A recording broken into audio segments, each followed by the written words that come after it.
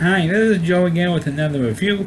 For the sake of this video, we're going to be discussing the 41st season of Survivor. Which, of course, they just had the finale just last night on CBS, so I'm doing a review of the 41st season of really the first real reality show. And of course, Survivor, this season of Survivor is really different, to say the least. And on top of that, I think it's one of the worst, if not the worst season of Survivor. Which of course we're going to get into. Now, for those of you who haven't seen the final episode yet, at this point, as I'm uploading this video, or the time of this video will be uploaded, major spoiler: Erica won Survivor. She became the first woman, and I don't know how long. I mean, it has to be about 5-6 years to actually have won Survivor. Means you had to have at least like 12 seasons of the show for a woman to actually win the show. And I said, I can't remember the last time a woman won Survivor. I mean, that's how long it's been. And I think now you have technically you have like 39 winners over the 41 seasons, because you had Tony won twice, and you had Sonya won twice. So technically you have 39 winners over the 41 seasons. And I think out of the 39, I think you had maybe take 25 of them had to be men, or at least close to it. And you have at least 14 winners who were women during the first of the 39 actual winners. And not counting Tony winning twice or Sonya winning twice. If you eliminate those two wins, you have 39 winners out of the 41 seasons. And you only have maybe like 14 or 15 of them were women, and over 24 or 25 men. So for a long time, Survivor used to be like every other season. It used to be a man or a woman winning. And I think you had like 3 maybe 4 years in a row a woman had won, including of course Survivor Amazon show. But then the men kept winning. And like, hello, can we have a woman win once? And we finally got a woman winner. I think the closest you had was Lisa Welcher from I would say the Cosby Show. The Facts of Life almost won one season, she finished second in her season. But it's amazing that we haven't had that many women winning the show for a long time. Now, the reason why I'm calling Survivor 41 the worst season in Survivor history is because of the fact that you only had 26 days instead of the normal 39. I think they're going to keep up the 26-day thing for a while. And the reason why they cut it down to 26 is because of the stupid virus that's going around. You didn't even have a show. After season 40, it ended in, I think, spring of 2020. Well, you haven't even had a season of Survivor in the TV season of 2020 to the year 2021. You didn't even have a season. So you had like about a year and a half without seeing Survivor on television. So if you happen to be a Survivor fan, a Survivor viewer like I am, you haven't seen the show in about a year and a half, literally a year and a half.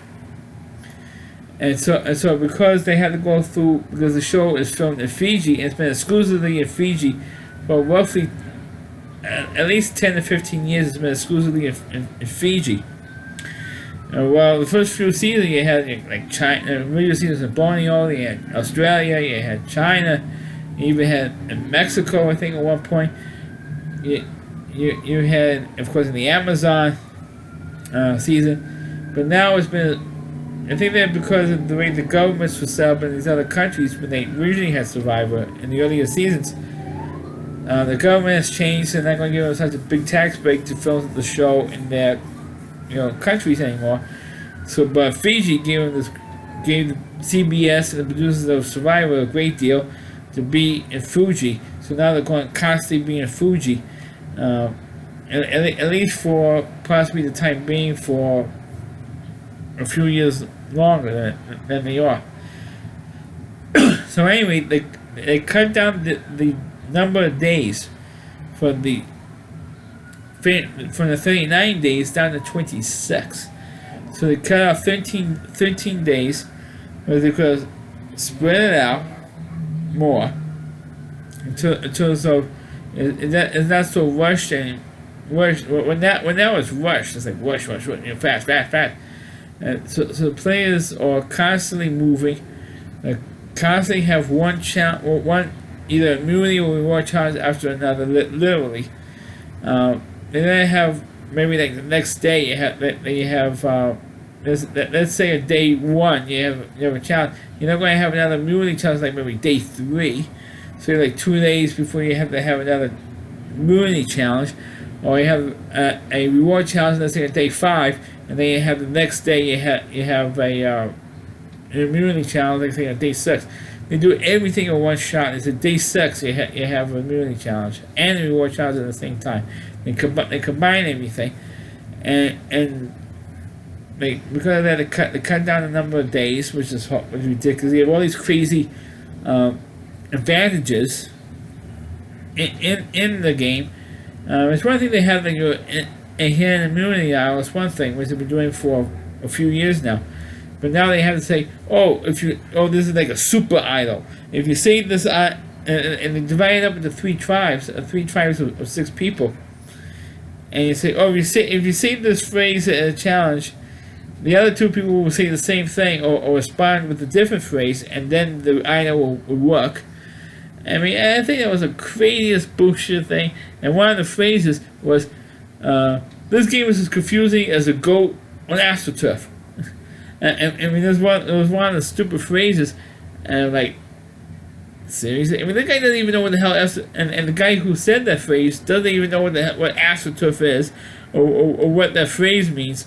I know what it means, but because I'm a baseball fan, so I know what AstroTurf is. But that's artificial grass for all your normal people out there. But it was really ridiculous and really silly to see that. All these crazy advantages and twists in the game and all of the different things. You're out, or you're in, or you're out. Different advantages. Say, you have a vote. Now you don't have the vote. Now you have the black ball thing. I mean, it's all this crazy stuff that I think, it just gives me a headache just to even think about it. And so that's what they did for this season. I don't like the way the season went. I don't like how the show went with all these advantages. I don't like the fact that they cut the season down in 26 days.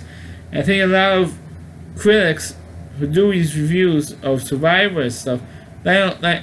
Some of them like it, some of them don't like it. Me personally, I don't like it. I don't like it when it's 26 days. I think it goes way too fast.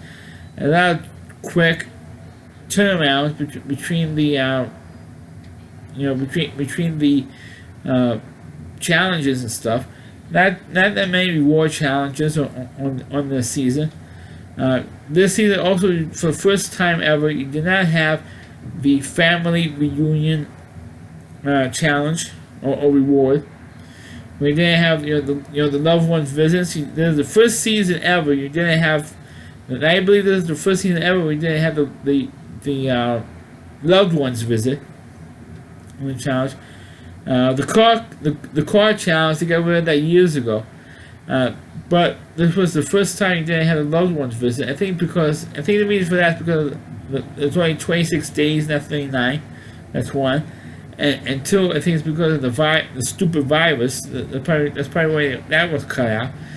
But in terms of the show, I thought it was horrible. I really did not like the season at all.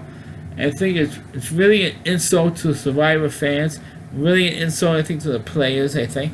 And of course, in the last couple of episodes, they really brought out the whole stupid Black Lives Matter thing into Survivor.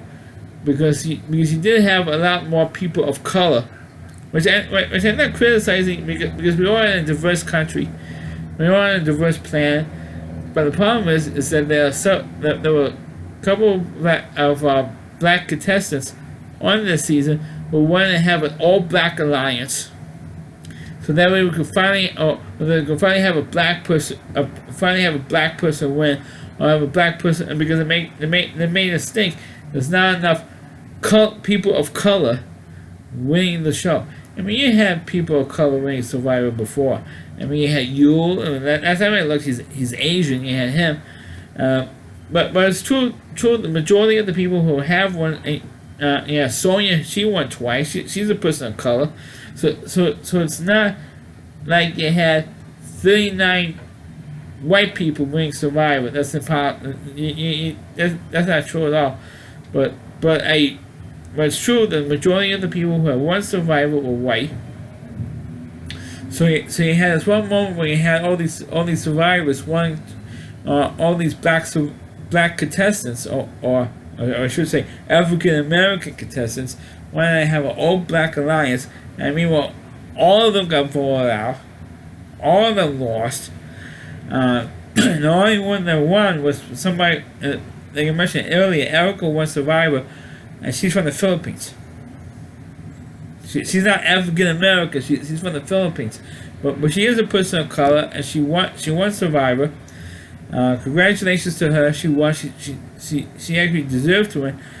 And of course, my other nitpick, I should mention of the Survivor, that once again you had three. I mean, seriously, if anybody, Jeff Probst or any of the producers, or Mark Bernal, any of the producers of Survivor that's happening watching this video, which I don't think they are, like watching my videos of reviews of Survivor, but if they happen to see it, cut out the final three crap.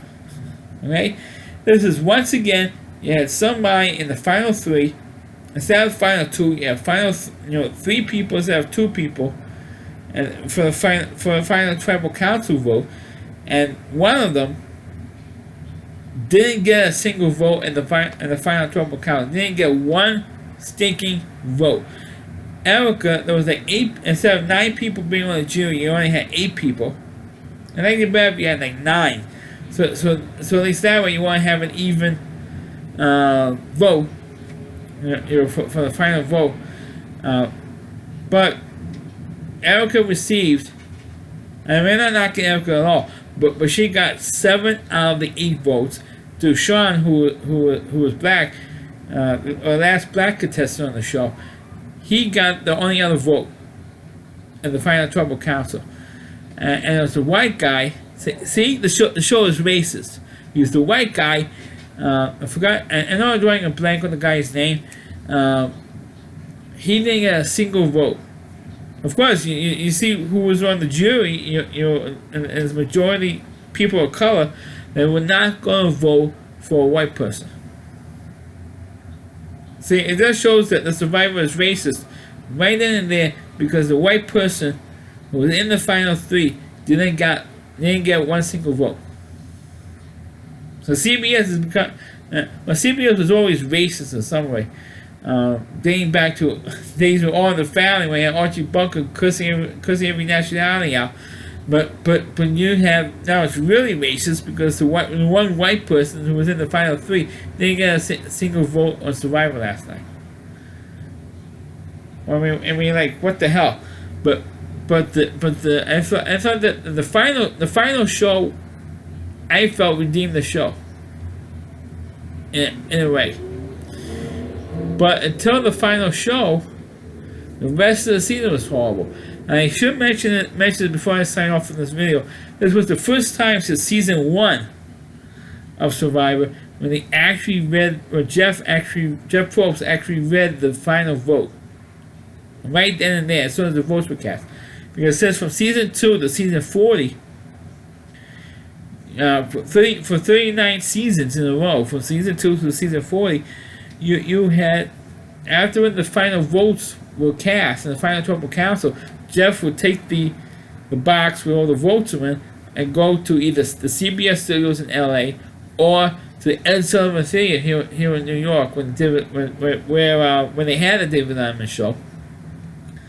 for CBS to David Letterman retired, and he read the votes live on television instead of taped. Well, the first season was taped, and this year they did taped as well. When Jeff read the votes, he read right then and there, on the spot, like he did in season 1, which he hasn't done since season 1. Read the votes right within minutes after the votes have been cast, instead of months later, because the show is taped at least 2 or 3 months in advance, but at least 3 or 4 months in advance, and then the people who have to wait 4 months till the show finally airs, and then Jeff reads the votes live.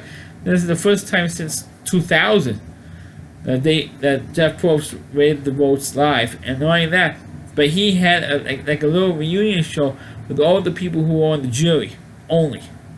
He didn't have the people who voted out earlier. He didn't have the people who voted out first, or people who voted out before the merge. He didn't have those people there, which really was horrible. They haven't done any of that stuff in years either, and they cut down the reunion show for what used to be a full hour, or at least 50 or 55 minutes, to now just 30 minutes, which is, and they stretched out the final show to more than 2 hours, but 2.5 hours, which I think is too long, in my opinion. There's something they should put back in a final episode, like the core challenge, where they go by and they collect all the torches of all the people who have been voted out of the game. They should do that. Pay a tribute to all the people who were voted out of the game up until that point. They should bring that back as well. But I don't control the show. I don't control the show. I only watch this stuff and do these reviews. But that's how they did it. And once again, I want to congratulate Erica for winning season 41 of Survivor. And who knows? Maybe a couple of these contestants will come back in another All-Star season, or Heroes versus Villains thing, or whatever, fans versus favorite season, which they haven't done for a while. But who knows? But I know that some of the things they had in this season, some of the crazy bits with the challenges and the advantages and aisles and stuff, some of them are going to bring back in season 42. It comes up in the spring. So that's my review of season 41 of Survivor. Please click on the video, please rate it, please subscribe to my channel, please forward this video to your Facebook pages. You can check out all my reviews on my YouTube channel at RowdyC.com, so WDY and then C.com. There's a whole page of Rowdy Reviewer, Christy Moore, and please check out all of his videos on his website. Thanks for watching, and catch you next time.